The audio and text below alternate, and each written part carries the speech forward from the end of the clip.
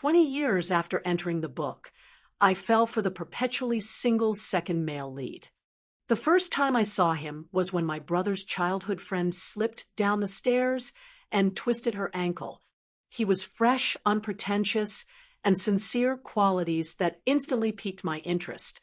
That's when I decided to hunt him. Welcome to the HEI Story Channel. Don't forget to subscribe to the HEI Story Channel. Story begins. Brandon Lewis was my brother's friend, a medical student, and the second male lead in the novel I'd found myself in. The only reason he had such a prominent role was because of his endless appearances every other chapter. There he was treating some injury in our chaotic family. The first time we crossed paths, my brother's childhood friend, a girl with delicate features like a fragile flower, tumbled down the stairs. She had long, silky black hair, and her gentle, watery almond eyes were always soft and sweet, except when she dealt with my sister-in-law. My brother's absence seemed to trigger her theatrical talent, her expressions changing as if she were the star of a drama school production. That day she had just finished hurling insults at my sister-in-law from the top of the stairs, her eyes welling up with tears at the perfect moment, as if cued for my brother's entrance. My sister-in-law, unfazed, was munching on sunflower seeds, throwing back equally barbed comments. When the flower-like girl dramatically fell backward, rolling down the ground spiral staircase that was a staple in any domineering CEO's mansion, she landed pitifully at my feet. I hesitated, would helping her cause further injury. Before I could decide, my brother came charging down the stairs like a bolt of lightning. The stairs, recently polished, were a slippery death trap for anyone in dress shoes. Predictably, he missed a step, and in a stunning display of acrobatics, he took flight, crashing to the ground with a heavy thud. His leather shoe, now detached from his foot, sailed through the air and landed squarely on his childhood friend's head. Meanwhile, my sister-in-law leaned against the railing laughing, so hard she could barely breathe, sending a cascade of sunflower seeds onto my brother's face. His sharp, chiseled features, usually the epitome of control, twisted in pain as he gritted his teeth. "Call Brandon Lewis," he muttered coldly. I picked up his phone, which had flown out of his pocket during his fall, and found Brandon's number in the contacts. "Hello," a voice smooth as a summer breeze greeted me. I liked him immediately. With as much composure as I could muster, I introduced myself. "This is Emma Foster. My Instagram handle is XXXX, and I live in the top-tier luxury villa." My brother's jaw tightened as he snapped Emma Foster. "Oh, and my brother fell symptoms include inability to stand and delusional rambling. He's requested your presence." Brandon's calm voice replied, "I'll be there." As my brother's devoted little sister, I picked up the shoe from the girl's head and handed it back to him. "Here you go, bro." He clenched his fists and muttered under his breath. Brandon arrived shortly after, dressed in a plain white t-shirt, his chestnut hair tousled in soft curls. His clean-cut, delicate appearance was exactly my type. With a medical kit in one hand and a toolbox in the other, he knelt beside my brother and his childhood friend, performing a quick examination. He prescribed some massage oil for her and arranged for a stretcher to carry my brother. My brother was hoisted away by security while his friend hobbled after him, crying as if she were mourning. The shoe mark on her face, paired with her tear-streaked makeup, made the scene even more surreal. At last, my sister-in-law, who had been enjoying the spectacle, stepped forward, her face pale, as she declared, "Is he dead?" "Not yet," I said. Oh, she seemed genuinely disappointed. As Brandon was about to leave, I called out to him. He turned to face me, his expression curious. "I'm sick to you," I said, all seriousness. "What are your symptoms?" I smiled, lowering my voice. "Every time I see you, my heart races, my face burns, and I can't catch my breath, my blood boils, and I'm paralyzed with nerves." Brandon smiled a brief but breathtaking moment that made my heart skip. Stop messing around. I wasn't going to let this opportunity slip. I saved his phone number and found his Instagram account, adding him as a friend. His feed was spotless with nothing to hint at who he really was, a mystery I was eager to unravel. Without hesitation, I sent him a message. Do you have a girlfriend? Brandon, no. Excellent, I had a chance. To keep the conversation going, I asked about my brother's condition. Brandon, ever the straightforward man, sent me a video. My brother was lying in a luxurious hospital bed, one leg suspended in a cast, all while leading an online meeting with a laptop on his lap. Classic CEO behavior. His childhood friend, now on crutches, made a cameo holding a thermos that looks suspiciously like the pork rib soup my sister-in-law had made earlier. She cried, accusing my sister-in-law of pushing her down the stairs, all while making a dramatic scene about interrupting his meeting. My brother, the ever-diligent CEO, simply said it's fine. I couldn't watch any longer and turned off the video. Me don't drink green tea tonight. It'll keep you up. Brandon, huh? Brandon, okay. Me, by the way, you might want to check Edward Foster's brain. My keen diagnosis suggests there's something off. Brandon already did. Brandon, in true Brandon fashion, sent over the CT scan. Naturally, I didn't understand a thing. Brandon, mild concussion. Me, of course, only you could diagnose Edward Foster's brain issues, a true mere worker. When he's better, I'll send you a thank you banner. Brandon, clearly at a loss for words, was silent for a few moments before replying that won't be necessary. To maintain a little mystery, I ended the conversation there. Me, good night. Brandon, good night. The next morning, my brother rolled into the house in a wheelchair. The first thing he did was pick a fight with my sister-in-law. You're so vicious. Just because you don't like Maria doesn't mean you could push her down the stairs. And my sister-in-law spat out a sunflower seed shell and sprained her ankle. Edward Foster, are you sure your head is okay? There are security cameras in this house, you know that. Shut him up. He opened his laptop, pulled up the footage, and watched as his face grew darker with each passing second. His expression was as cold as a frozen bowl of shaved noodles, the temperature around him dropping a few degrees. He clenched his fist and slammed it onto the coffee table. I could practically see the thoughts running through his head. Damn woman, how dare she deceive me? Maria's family is doomed. Calmly, my sister-in-law called out to me. Emma, call Brandon. Louis, your brother needs his head checked again. I was more than happy to comply. Before my brother could stop me, I darted upstairs. I tried calling Brandon, but the line was busy. A moment later, my brother called, seizing the opportunity to stop me. Emma Foster, I'm fine. Stop playing along with your sister-in-law. With a hint of disappointment, I replied, all right, then do your best. Do my best at what? To get me more FaceTime with Brandon Lewis, of course. I hung up on him. A few minutes later, Brandon called back, his voice tired. I was in surgery. I couldn't help but feel bad for him. That patient is so inconsiderate. Brandon chuckled. Yeah, very inconsiderate. So, what's up? My brother's mind is clearly gone, but don't worry about it. Let him fend for himself. He laughed softly. All right, I'll leave him to it. Talk to you later. I'm going to get some rest.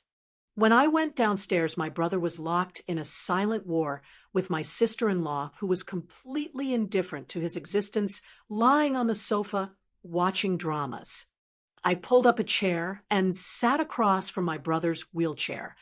3 minutes, I need all the intel on Brandon Lays. My sister-in-law laughed. Why are you talking like your brother? Ha. I smiled because it's really funny when he talks. My brother, brows furrowed, gave us a look of exasperation before rattling off Brandon's resume: top university, medical degree, master's, PhD, multiple awards. I cut him off. I just want to know why he's always so busy. With a long-suffering sigh, My brother replied, last month. Mrs. Brown, the president's wife, got hit by his goddess. She needed Brandon to treat her. Last week, Taylor's president demanded that Brandon remove Mrs. Taylor's kidney to save his first love. My sister-in-law perked up. Did he actually cut it out? 3 sentences in, and the Cold War between them had thawed. No, my brother, replied Brandon, called the cops. Brown wasn't happy. Of course the man I liked had principles. And then my brother smirked, his eyes gleaming mischievously. I bankrupted the Brown family. For the first time I saw my brother as a man who had truly grown up. On my brother's first day back at work hobbling on crutches, he didn't even make it past the entrance before being carried out again. It happened as soon as he set foot inside the office. His secretary, a sweet, naive little bunny of a girl, once again managed to twist her ankle for the nth time. As if in slow motion, she tumbled forward, cradling a cup of freshly brewed coffee meant him, and landed squarely in his arms. With her petite frame, weighing just 90 pounds, she fell right onto his injured leg. The scalding coffee spilled from head to toe, soaking him completely. Witnesses later described the scene as utter chaos. They distinctly heard the sound of bones cracking, followed by the low, suppressed growl of their dignified CEO, desperately trying to contain his pain.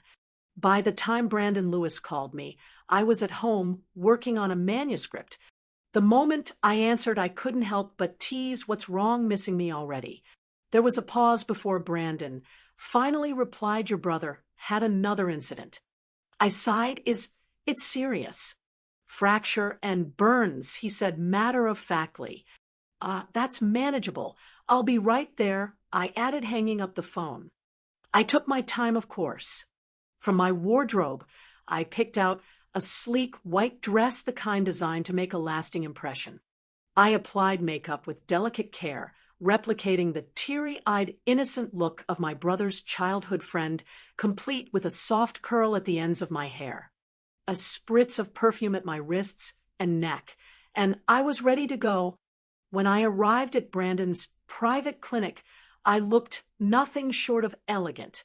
He stood there in his white coat, his usual warm demeanor now tinged with a hint of restraint. It only made him more irresistible. As I met his gaze, my heart fluttered, but to my surprise, concern flashed in his eyes. "Are your eyes inflamed?" he asked, catching me off guard. If he hadn't met someone like me, he'd probably end up single forever. I blinked, then nodded obediently. Maybe I'd been staying up late working, and my eyes have felt itchy.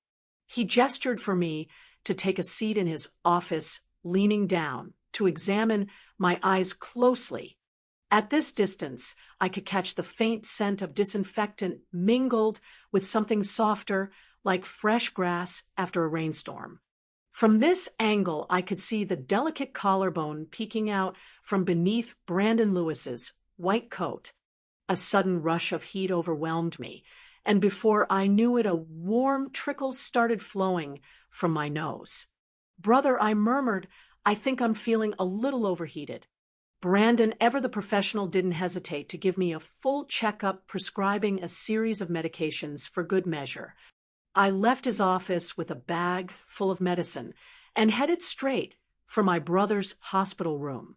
He glanced up, a rare smile on his face. "Glad you're here. You didn't have to bring anything."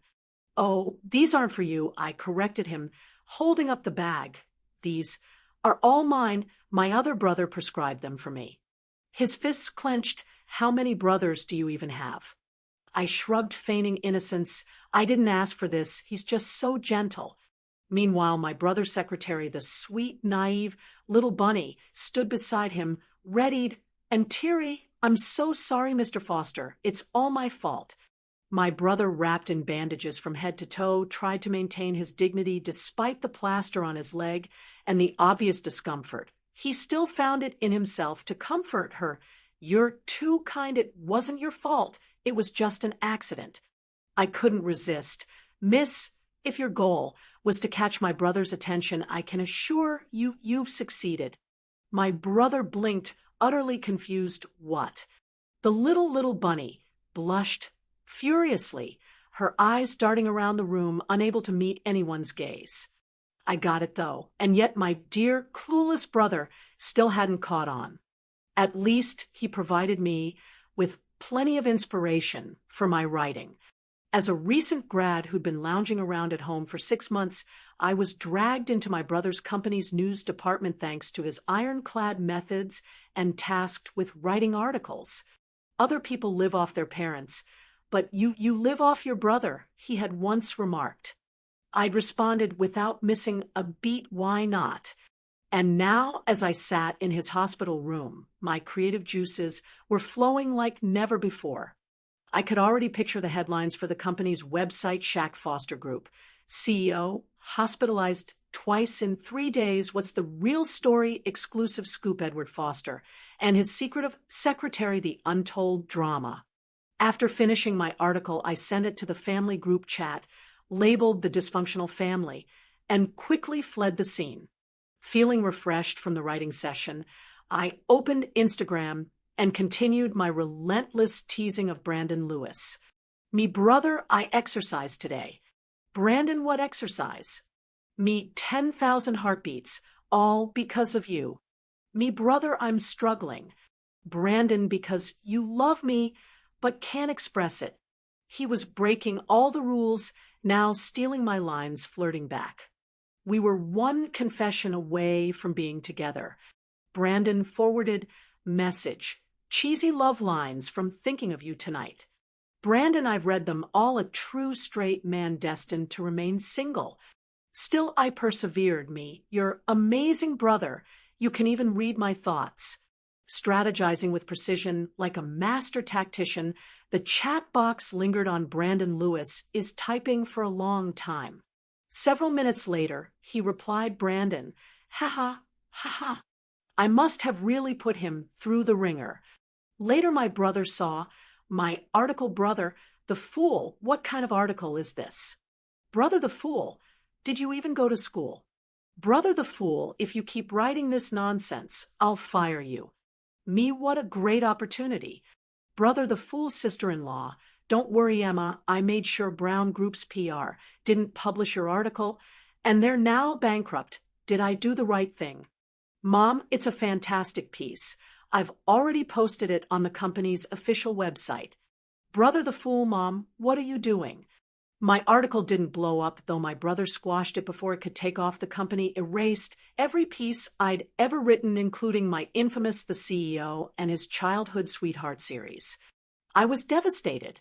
At midnight, I posted on my social media, born into a wealthy family. Does it mean I can never have real fam love?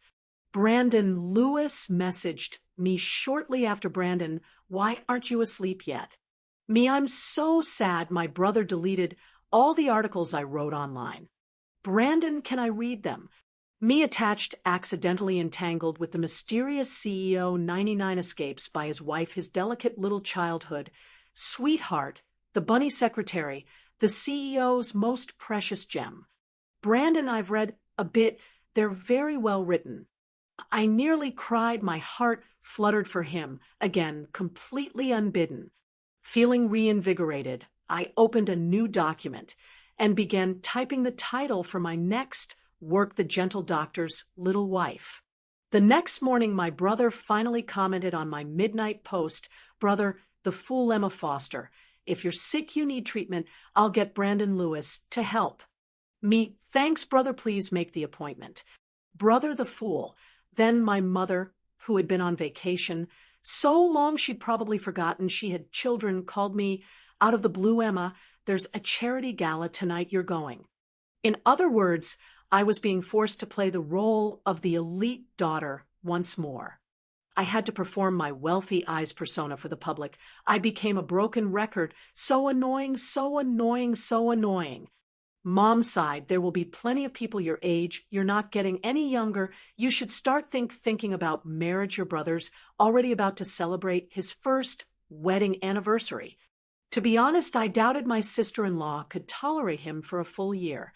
Letting her words go in one ear and out the other, I replied, Okay, bad signal here, got to go, Mom. In preparation for the gala, I skipped lunch to squeeze into my custom-fitted gown. I spent the afternoon doing my hair and makeup, not even bothering to pester Brandon.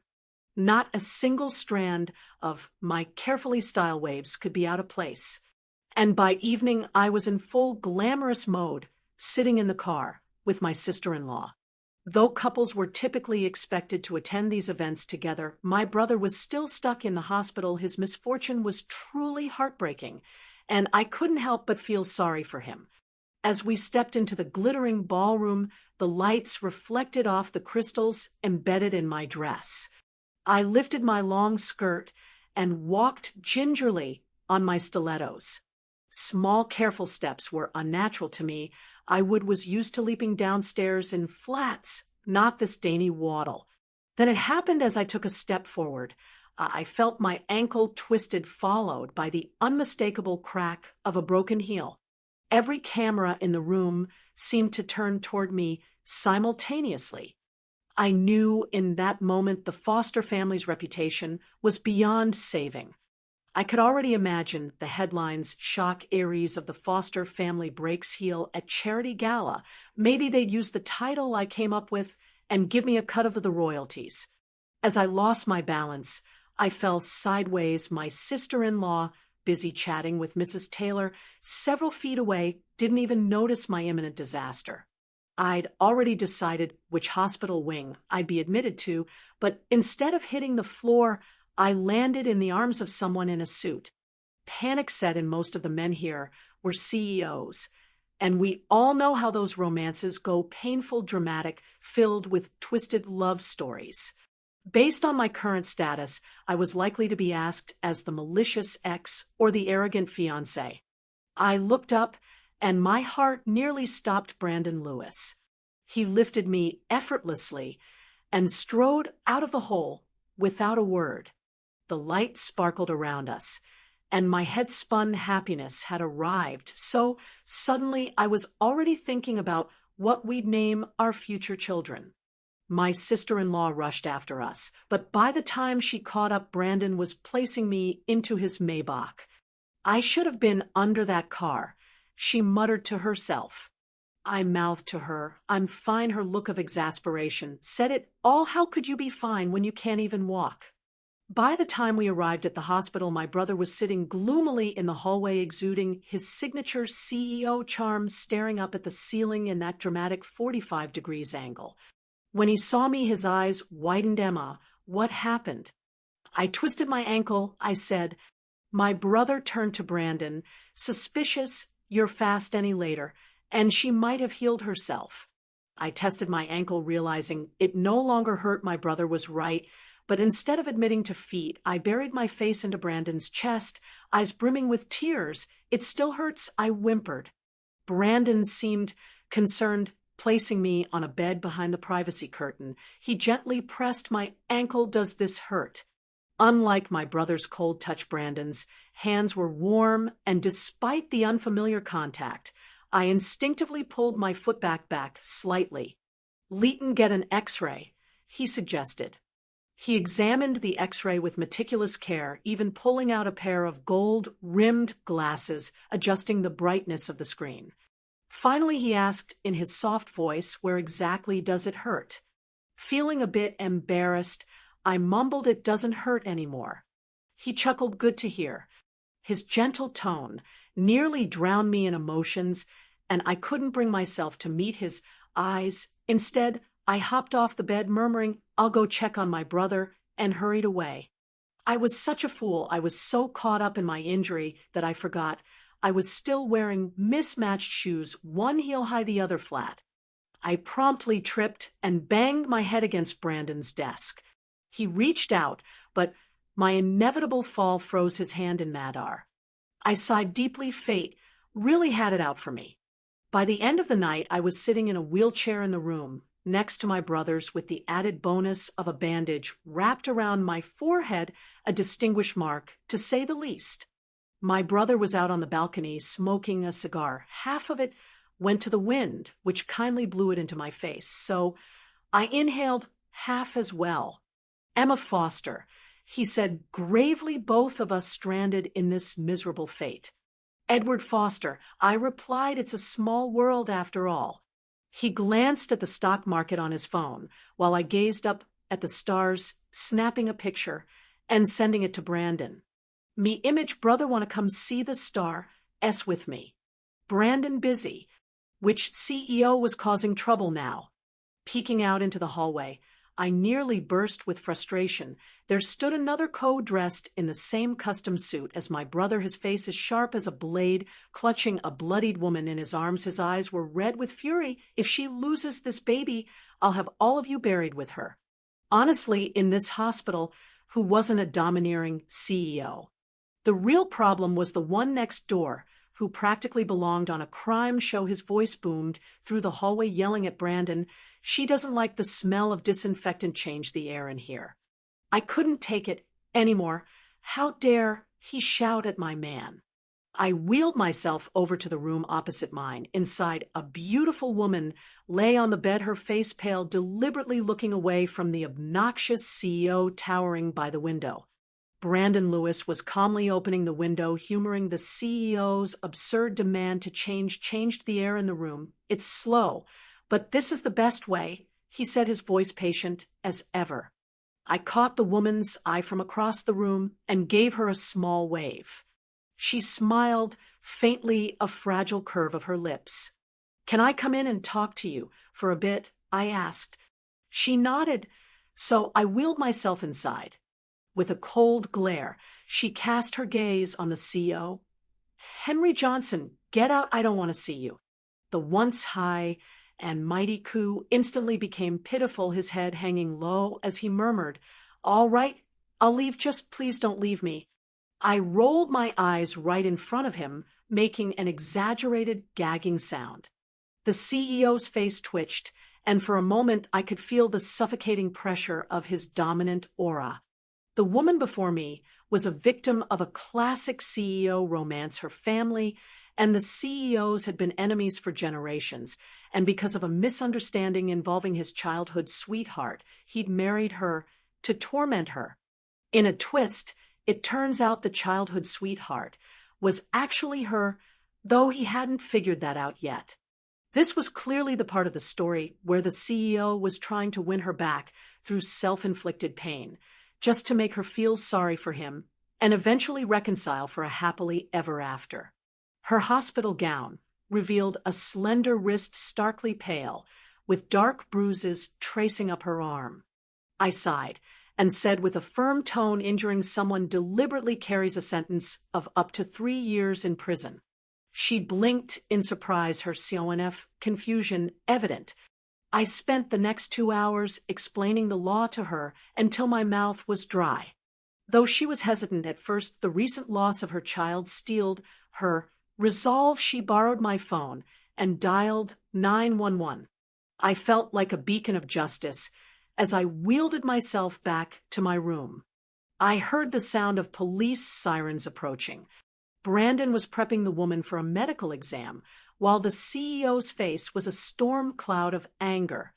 Before leaving, he shot me a frosty, vengeful glare, his eyes practically screaming a gentleman's revenge never comes too late. Henry Johnson, will return.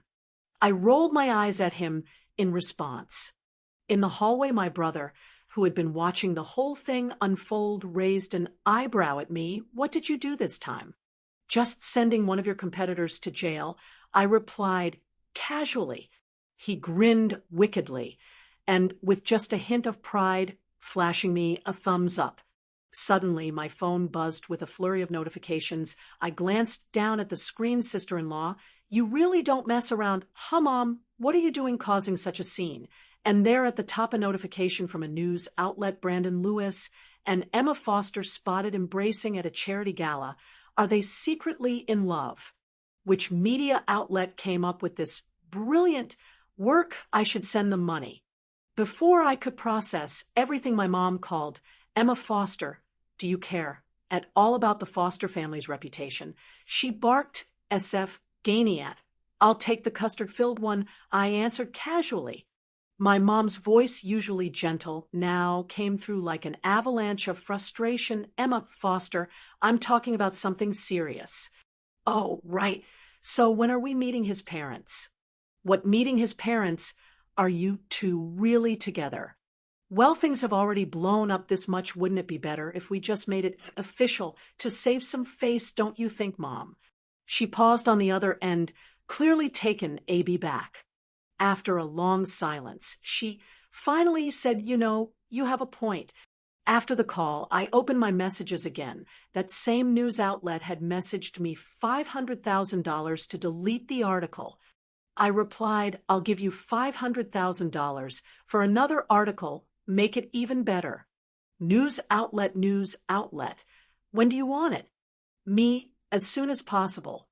Brandon finished his work and came to check on me. He entered the room, his enchanting eyes sparkling like the stars outside, just as beautiful as ever. I subtly furrowed my perfectly drawn brows, figging distress, as I gazed out the window, casting my reflection as a sickly yet beautiful heroine. Through the glass, I saw the image of a frail, melancholic girl lost in thought. He approached and asked softly, "Are you still in pain?" I couldn't believe it. I still had hope for this straight-laced man. I slowly turned my gaze to him and handed him my phone, showing him the article. Money truly moves mountains. In just half an hour, the media had not only dug up the fact that Brandon and I had attended the same high school, but they'd also pieced together old photos and moments. The article spun such an elaborate narrative that even I, as the subject, began to wonder if Brandon had been secretly in love with me all along. "If this is causing you trouble, I'm sorry," he said, his voice gentle. Wait, wasn't he supposed to be clearing up the rumors? Where's my dramatic confrontation speech now? Flustered, I blurted out, "No, it's not a problem. I mean, with public opinion like this, it would be strange if we didn't end up together, right?" The article's top comment echoed, "My words, they're perfect together. If they don't end up together, it wouldn't make sense." But as soon as I said it, I nearly bit my tongue. Brandon smiled, the exhaustion in his eyes is fading, his lips curling into a warm, snow-melting grin. "Emma, this is something I should have said first." With a flick of his hand, he pulled a folded paper rose from his coat pocket, as if performing a magic trick. "I didn't expect it to happen so soon. So this is a bit rushed, but Emma, will you?" My cheeks burned with embarrassment, and for the first time I couldn't meet his gaze. I shyly nodded, reaching out to accept the delicate paper rose from his hand, but I couldn't resist asking why had he too fallen for me. He leaned closer, his clean, refreshing scent enveloping me, his long, slender fingers as pale as porcelain slid across my phone screen, and he tapped on one of the images from the article. It was a photo from when I was in high school, blurry, but unmistakable in it. Brandon's youthful profile was caught in the glow of the stage lights, his eyes locked on the girl performing me. The caption beneath read, "Even as a teenager, Brandon Lou was deeply enamored with Emma Foster," his gaze full of unspoken love. I remembered that night vividly. The event had been packed with performances from international students singing songs in German and giving speeches in French. When my sister-in-law, then in her second year of high school, finished her elegant performance in a cute dress, I had followed her onto the stage, hopping out in a ridiculous frog costume and belting out Little Jumping Frog. At the time, my outgoing personality had made it a fun performance, but now and in front of Brandon, I could dig a hole in the ground from embarrassment. Brandon's voice brought me back. "I really was watching you." Of course, he was. How could anyone not have been? The entire auditorium had been stunned. Even my normally composed foreign language teacher had let out a surprised "oh." The article continued, this time showing a picture of a note I had written during his senior year when he was about to leave for study abroad. It had been stuck on a wall with dozens of other notes. The media had written, "Emma Foster also harbored feelings for Brandon Lewis, a love hidden deep in her heart as she transferred out of the international program. She realized they may never meet again, so she left a secret note with her blessings for him." This was peak melodrama. The note in question it read way to go Brandon. Said that's when I realized why you transferred out of the international program. I swear if we keep reading this, I'll need medical attention, I groaned. He chuckled. Actually, we met long. Before that, do you remember when you and Edward Foster first returned to the country? Oh no, the memories flooded back. Even my father, the formidable CEO King Foster, couldn't resist parading his newly acquired children in front of his friends at a party. He made my brother and me perform. My brother had coolly hacked into a guest's home network, while I, lacking the IQ of the original character in this world, stood on stage and recited the most nonsensical Mimi song. The society women had smiled, awkwardly offering polite praise like what a bright girl reciting lyrics at just 6 years old. Looking back, I wanted to crawl under a rock, but Brandon, ever serious, said you were adorable. Instinctively, I played along. Obviously, he laughed again, and by now my foot had started to cramp from all this mortification. Brother, I whimpered, I'm suffocating from embarrassment. He nodded solemnly. We have plenty of ventilators in this hospital. I reached out and hooked my arm around his neck, drawing him closer. He bent down, meeting me halfway. I traced his lips with my gaze and whispered, how about CPR? He pressed his lips to mine, soft and sweet, the taste of him almost intoxicating, as I melted back into the hospital bed. Brandon, ever the straight man, said this kind of CPR will only make breathing harder. Flushing, I pushed him away, playfully. Fine, just give me the ventilator. He chuckled, you're not quite at that point yet. Okay, he was the doctor after all. I'd follow his advice. Then the same news outlet messaged me again. Miss Foster, are you satisfied with the article? HPH, with that level of content, satisfied hardly. But having just kissed Brandon, I was in a great mood. I replied, well done, the money's already been sent, but maybe skip the next one. Media, I shared the article claiming we were secretly in love and commented, let me clarify, it's not a rumor, it's the real deal. The PR team handling things for my dad didn't miss a beat and immediately reposted it, King Foster acknowledging my future son-in-law. I don't know if social media exploded, but I do know our family group chat, the dysfunctional family, certainly did. My brother Goat, sister-in-law, Goat Mom, Goat King, Foster, the ultimate CEO, Goat King Foster. Wait a minute, how did he become my future son-in-law? Who posted the announcement that person's bonus is gone? Some poor PR employee must have been silently crying at their desk. To summarize my few days in the hospital, thanks to my brother's relentless pressure on competitors and my tireless efforts in spreading legal knowledge, there were fewer and fewer domineering CEOs around now. The only ones visiting the hospital were balding, middle-aged men with beer bellies seeking treatment for hair loss. And even for that, my boyfriend Brandon Lewis, with his luscious head of hair, could only shrug and say we'll have to see how the medication works. The day I was discharged, I rode in Brandon's car. The driver opened the door, and Brandon gently lifted me into the seat. The middle-aged driver, who clearly had seen a lot in his years, mused, this is the first time I've ever seen the young master drive a woman home. Oh, my boyfriend was secretly a CEO, yet to inherit the family business. How many more surprises do you have, Brandon Lewis? Even Brandon looked slightly embarrassed, flashing me a soft smile. Driver. And this is the first time I've seen the young master smile at a woman. I reclined, finding a comfortable position in the seat. What does he usually only smile at men? The driver paused, momentarily flustered. Apparently the script of his CEO drama didn't account for protagonists like me. I beckoned Brandon closer with a crook of my finger and said, man, you've successfully captured my attention. Brandon sighed, exasperated, but amused. Woman, what game are you playing now? Quickly, I pulled him close and planted a kiss on his forehead, stamp of approval. You're officially qualified as a domineering CEO.